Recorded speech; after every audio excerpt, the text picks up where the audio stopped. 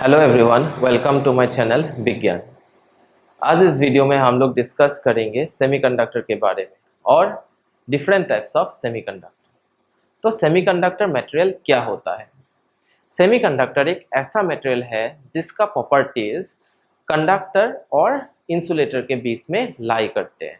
इसका मतलब ये है कि ये कभी कभी एज ए कंडक्टर बिहेव करेगा सराउंडिंग के हिसाब से, और कभी कभी ये एज ए इंसुलेटर बिहेव करेगा सराउंडिंग के हिसाब से। तो सेमीकंडक्टर नेचुरली भी फाउंड है और मैन मेड भी है। अभी मैं एक चीज बताना चाहता हूँ कि आपको सेमीकंडक्टर, कंडक्टर और इंसुलेटर के बीच के डिफरेंस जानना है बाय एनर्जी बैंड गैप, आप मेरे पुराने वीडियो में जा सकते हो और इसको देख सकते हो। ओके, तो अभी सेमीकंडक्टर जो नेचुरली फाउंड, तो सिलिकॉन और जर्मेनियम ये दो सेमीकंडक्टर है जो नेचुरली फाउंड है। और आप देखोगे कि सिलिकॉन जर्मेनियम दोनों का ही वैलेंस बैंड में वैलेंस सेल में चार इलेक्ट्रॉन्स है। पर अगर आप मुझे इसमें एक क्वेश्चन कर सकते हो तो कार्बन का भी तो ऐसा ही है। हाँ, कार्बन का ऐसा है, पर कार्बन का बिहेवियर मतलब इन सेमीकंडक्टर जैसा नहीं है। अगर आप कार्बन का स्ट्रक्चर में देखोगे जो उनका डायमंड है, डायमंड भी एक टाइप ऑफ कार्बन है, तो उस स्ट्रक्चर में ये इंसुलेटिंग है और इसका जो हार्डनेस है ये बहुत ही हार्ड मटेरियल है। पर उसके अलग एक स्ट्रक्चर है जो ग्रेफाइट है, वो भी कार्बन है, पर उस स्ट्रक्चर में ये क्या है, कंडक्टिंग है, हाईली कंडक्टिंग है, पर ये एक ब्रिटल मटेरियल है या एक सॉफ्ट मटेरियल है।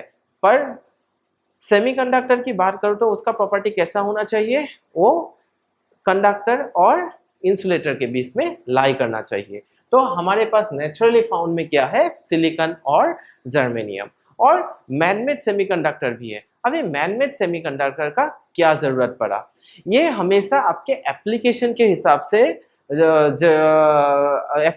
हिसाब से आपको जरूरत पड़ता है कि आपके सिलिकॉन और जर्मेनियम हमेशा काम पे नहीं आता है।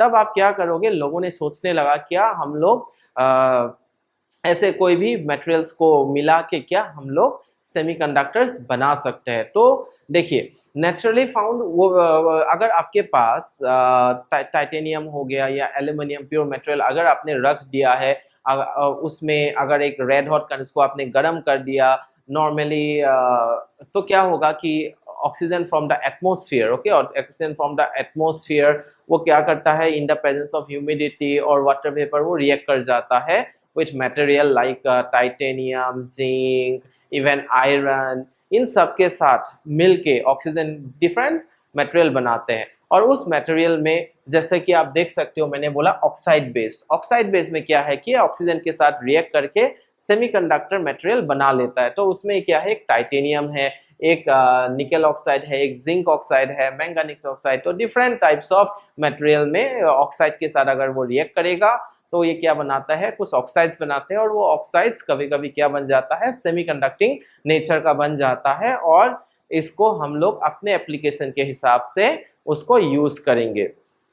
अभी देखिए, अभी क्या है कि सेमीकंडक्टर का मैंने क्या बोला कि ये इसका जो प्रॉपर्टी है ये कंडक्टर और इंसुलेटर के बीच में लाई करते हैं। तो लोगों ने सोचा कि हाँ, अगर इसको दोनों का प्रॉपर्टी को हमें क्या करना है, मार्च करना है, तो लोगों ने क्या किया, एक मेटल को लिया, एक नॉन मेटल को लिया, और इन दोनों को रिएक्ट कराना शुरू कर दिया। तो सबसे आसान क्या है, आप जानते हो ऑक्टेट रूल को। ऑक्टेट रूल क्या बोलता है, कोई भी मेटल या नॉन मेटल, ओके, इसका जो भी आपके आउटरमोस्ट वैलेंस सेल होते हैं उसमें उसको 8 इलेक्ट्रॉन होने चाहिए। अगर 1 इलेक्ट्रॉन होता है, ये बहुत ही सिंपल केमिस्ट्री की बात कर रहा हूँ कि ये अपने ऑक्टेट पूरा कर लेता है और हमेशा क्या कर लेता है, वो स्टेबिलिटी पे चला जाता है। तो सबसे आसान क्या है, अगर आप दो मटेरियल लोगे, जैसे इसके पास अगर 2 इलेक्ट्रॉन है तो ये क्या करेगा, मेटल में क्या होता है, इन जनरल 1 इलेक्ट्रॉन होता है, 2 इलेक्ट्रॉन होता है और 3 इलेक्ट्रॉन होता है। नॉन मेटल क्या होता है, 5, 6, 7 और 8 में तो कोई रिएक्शन ही नहीं होता है। तो 5, 6, 7 में क्या आ जाएगा, आपका नॉन मेटल हो जाएगा, और 1, 2, 3 में वो क्या हो जाएगा, मेटल हो जाएगा। तो अभी अगर मैंने एक मेटल लिया जिसका वैलेंस इलेक्ट्रॉन में सिर्फ 2 है, तो ये हमेशा क्या करेगा, 2 इलेक्ट्रॉन देना चाहता है। तो इसके लिए मैं क्या करूंगा, एक ऐसा नॉन मेटल लाऊंगा जिसके वैलेंस इलेक्ट्रॉन 6 है, तो ये आसानी से वो 2 इलेक्ट्रॉन ले लेगा और क्या करेगा, एक मटेरियल बनाएगा। और वो मटेरियल होपफुली हम लोग को एक्सपेक्ट करेंगे कि वो ऐसा मटेरियल बने जिसका प्रॉपर्टी क्या रहे, कंडक्टर और सेमीकंडक्टर के बीच में रहे। तो ऐसे ही करने पे हम लोगों ने क्या किया, ग्रुप 2 और ग्रुप 6 को मिला है। क्यों ग्रुप 2? क्योंकि ग्रुप 2 के पास 2 इलेक्ट्रॉन होता है, ग्रुप 6 के पास 6 इलेक्ट्रॉन होता है। तो इसका एक एग्जांपल है जिंक सेलेनाइड और कैडमियम टेलुराइड। ओके, और ऐसे ही हम लोगों ने क्या लिया, एक मेटल लिया जो ग्रुप 3 का, और एक नॉन मेटल लिया फ्रॉम ग्रुप 5। तो ग्रुप 3 का लेने का मतलब क्या है, इसमें 3 इलेक्ट्रॉन होगा, ग्रुप 5 का क्या होगा, इसमें 5 इलेक्ट्रॉन होगा। तो ये क्या करेगा, आसानी से 3 इलेक्ट्रॉन ग्रुप 5 के नॉन मेटल को डोनेट कर देगा। और फाइनली आपको एक क्या मिलेगा, एक नया मटेरियल मिलेगा। उसके लिए क्या है, हम लोगों ने क्या लिया, एक गैलियम लिया और एक आर्सेनाइड लिया। गैलियम के पास क्या है, 3 इलेक्ट्रॉन है, आर्सेनाइड के पास 5 इलेक्ट्रॉन है। तो इन दोनों को मिला के हम लोगों ने क्या बनाया, गैलियम आर्सेनाइड बनाया। ये आर्सेनिक, गैलियम और आर्सेनिक लेके हम लोगों ने गैलियम आर्सेनाइड बनाया। तो एक गैलियम लिया और एक नाइट्रोजन लिया, इन दोनों को रिएक्ट करा के हम लोगों को क्या मिलेगा, गैलियम नाइट्राइड मिलेगा।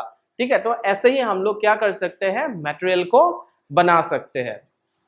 फाइनली ग्रुप 4 और ग्रुप 4 को भी आप लोग मिला सकते हो। ग्रुप 4 में क्या है कि सबसे आसान है कि आपके पास सिलिकॉन है और कार्बन है, तो सिलिकॉन और कार्बन को आप मिला लोगे तो क्या बन जाएगा, सिलिकॉन कार्बाइड बन जाएगा।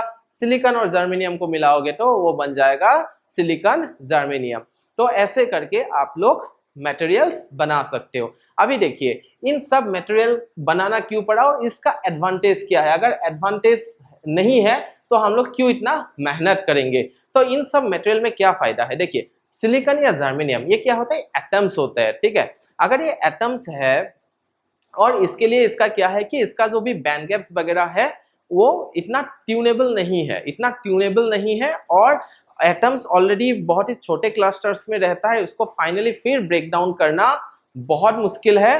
तो इसीलिए इसका जो भी बैंड गैप वगैरह है ये बहुत ही नैरो होता है और इसको ट्यून भी नहीं कर पाते हैं। बट अगर मैं TiO2 NiO जिंक की बात करूं, ये सफिशिएंट बड़ा मोलिक्यूल्स बन जाता है। अभी देखिए एटम्स और मोलिक्यूल्स कंपैरेटिवली इसका साइज बड़ा होता है। अभी अगर साइज बड़ा है और एक एडवांटेज क्या है कि TiO2 अगर बोलूं, आप देखोगे मटेरियल्स में क्या होता है, हमें लगता है कि टाइटेनियम और ऑक्सीजन ही है, पर ऐसा नहीं होता है।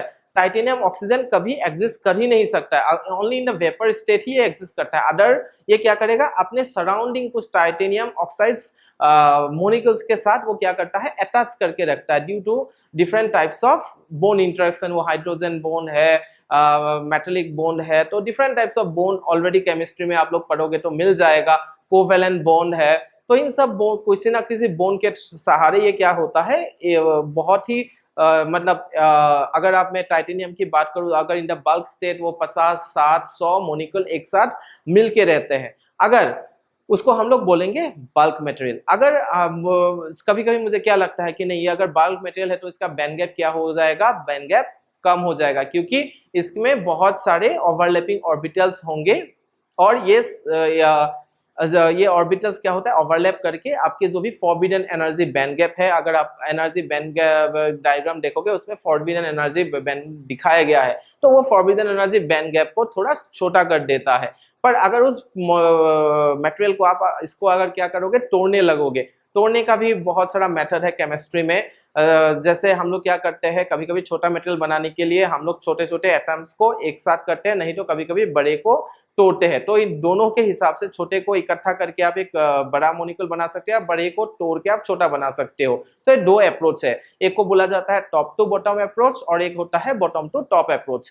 बट हाँ, आप ये समझिए कि आपके पास बल्क मटेरियल है जिसमें मतलब इकट्ठा 100 एटम का क्लस्टर्स है और 100 मोलिक्यूल्स का क्लस्टर है। मैं अभी क्या करूंगा, इसको तोड़ के अगर 30-40 कर दूंगा तो क्या हो जाएगा, इसका बैंड गैप बढ़ जाएगा। मतलब मैंने क्या किया, मटेरियल का बैंड गैप को ट्यून किया या टेलर किया। साइंटिफिकली इस मेथड को बोला जाता है टेलरिंग। और इसी एडवांटेज के लिए हम लोग ये जो मैन-मेड सेमीकंडक्टर है इसका बहुत सारा इंपॉर्टेंस है। अभी देखिए जैसे ये LED डिस्प्ले सिलिकॉन से हम लोग नहीं बना सकते हैं, ठीक है। पर अगर आप सेंसर्स की बात करो, जैसे सिलिकॉन चिप्स की बात करो या सोलर सेल्स, ये सब हम लोग अभी भी सिलिकॉन से बना रहे हैं। आपके ट्रांजिस्टर हो गए, कुछ डायोड्स हो गए, डिपेंड अपॉन योर एप्लीकेशन, आप लोग किससे बना लो, सिलिकॉन या जर्मेनियम से बना लोगे।